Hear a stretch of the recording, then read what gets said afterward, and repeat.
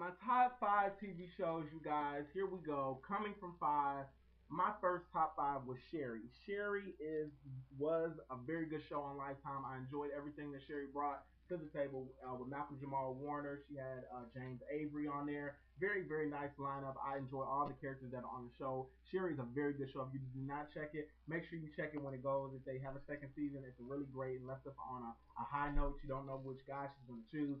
Very nice show. I like the way Sherry did it.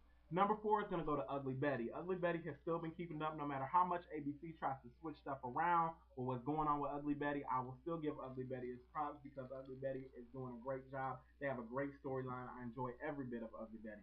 Number three goes to Hawthorne. Hawthorne with Jada Pinkett Smith came out this summer. I enjoyed it. It's my number three show. It's getting renewed for another season. So I'm really looking forward to seeing what Jada Pinkett is going to bring to season two and everything like that. So I really enjoyed that show. We recorded it. We love it. We love it here in our house. So Hawthorne's a really great show.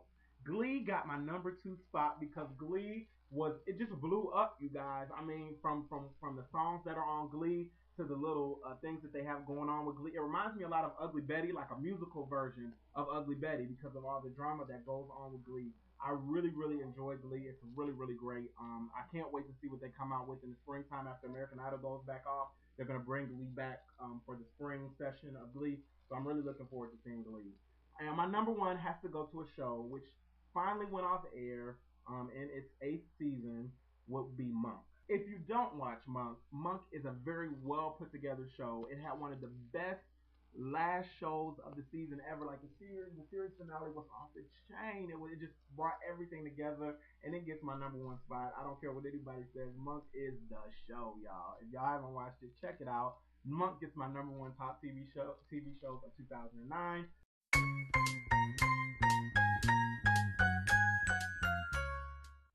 Hey, what's going on, Dishers? This is Deluxe Dave Dishin. We're on our second to last day of Deluxe's Daily December Dish.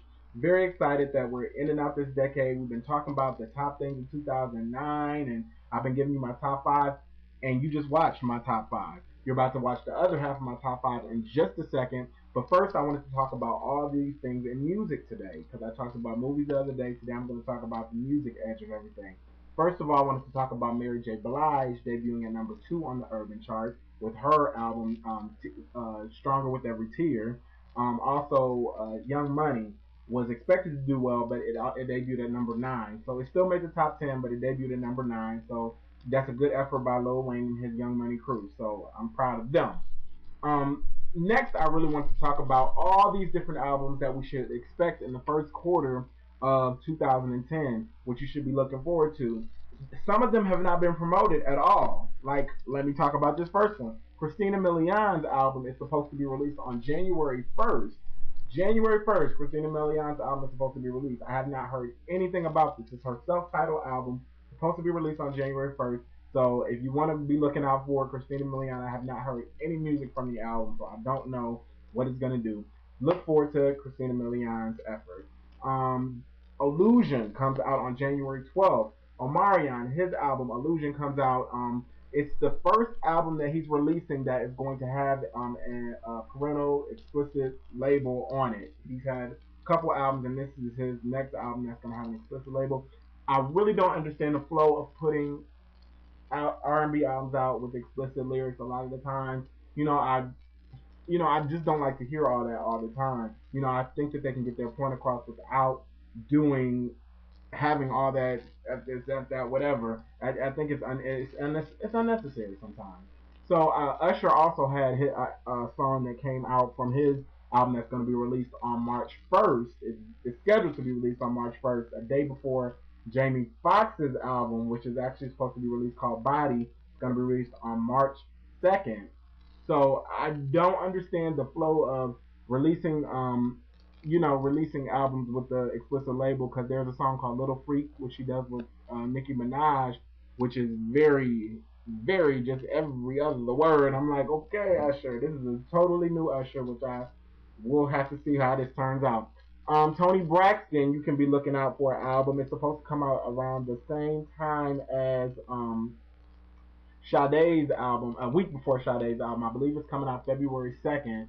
So be looking for Toni Braxton's album Pulse. is supposed to be coming out. Sade's album is the February 8th. It's coming out on a Monday, and then a day after that, Monica's album comes out called Still Standing. So a lot of female artists are releasing a lot of these albums. So we're gonna see how it's gonna pan out, who's gonna sell better, who's gonna do well. It seems like it's gonna be a year of a lot of comebacks, or a lot of people that have been out for a little bit. Christina Aguilera's coming out with an album called Light and Darkness. Be looking for that. Khalees is coming back with an album. Outkast will be coming back with an album. Beyonce will be returning with the album. Jagged Edge is coming out with the album. Eve will be returning with the album. The Dream is coming out with another album. Diddy's long-awaited album, Last Train to Paris, is supposed to be released in 2009, but I guess it's going to be released in 2010. Be looking for that. Busta Rhymes is coming back with an album. Be looking for Drake's album, and Eminem's Relapse 2 will be coming out. So it's a lot of albums in the first quarter that are supposed to be released. We're going to see if we're going to see a lot of pushbacks like we did in 2009. There was plenty of pushbacks, but we'll see how this all works out with all these albums that are coming out. Love it, love it, love it. Lots of music. Stay tuned for the next half of my top 5. I think it's reality shows. My top 5 reality shows. Keep it locked right here on Deluxe Edition.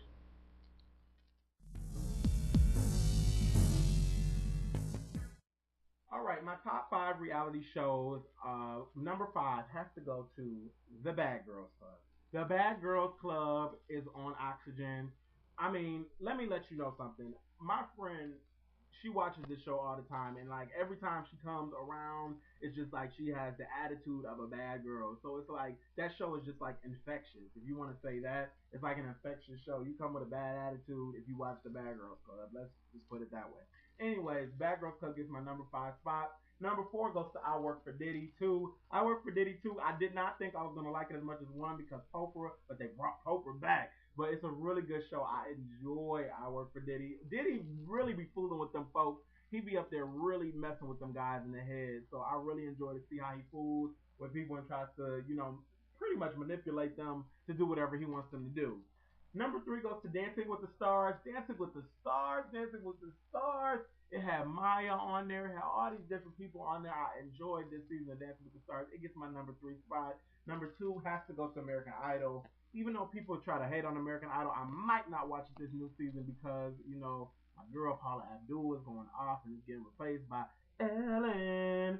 But I really can't get with the American Idol without Paula there. You gotta see Paula up there doing her clap and stuff like that. You know how Paula does with the clap and everything. So I'm really gonna see if I'm gonna watch American Idol for this season. We'll see. But it's supposed to supposedly be Simon Cowell's last season on American Idol. We'll see. Number 1 goes to none other than the Housewives of Atlanta because the Housewives of Atlanta, they threw down this season, y'all. I mean, I really got into the show when I watched the reunion of season 1. Then I just started watching more and more. Don't be tired for the body, whoa. Don't be tired for the body, whoa. So that was like, that show is just hilarious. It's a lot of stuff that happened this season with the Housewives of Atlanta as far as like with Candy and her fiance. Her ex-fiance getting, dying in the club and different stuff like that. Just a lot of drama happened on that show this season, and it really brought a lot of people in watching that show. Housewives of Atlanta, you know what, Nene and Kim, if y'all know what's good for y'all will stick in there with this franchise because it's getting pretty big. So I would suggest sticking in there with them. What I'm looking forward to so far of the reality shows coming up, I'm really looking forward to Fantasia's show. It's going to be pretty decent. I'm looking forward to seeing it on VH1. And also Pepper's show. Pepper from Salt and Pepper. She's coming out with the reality show. So I'm really looking forward to seeing what she's going to be doing on that show. So those are my top reality shows for 2009. Thanks for joining me for today's Deluxe Day Edition. Make sure you come back tomorrow when we go over this whole decade that we've had and plenty of stuff that's coming up for the Deluxe Day Edition.